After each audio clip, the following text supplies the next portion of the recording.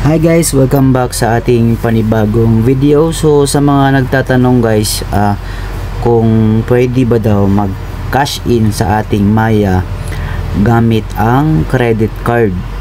So pwede guys, nakadepende iyon sa inyong credit card kung meron silang tinatawag na cash advance.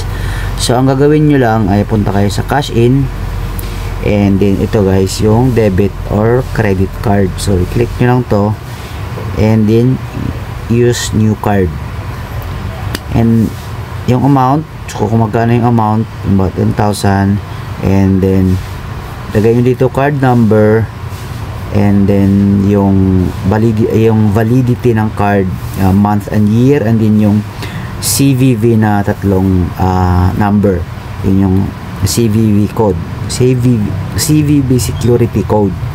So once na okay na yung lahat ng details, i-click itong continue, and then inform ko lang din kayo na meron kayong, pag mag-cash in kayo gamit ang inyong credit card, meron siyang transaction fee na 200 pesos per transaction. So ganun po ang pag-cash in ng ating Maya wallet pag galing yung pera sa credit card.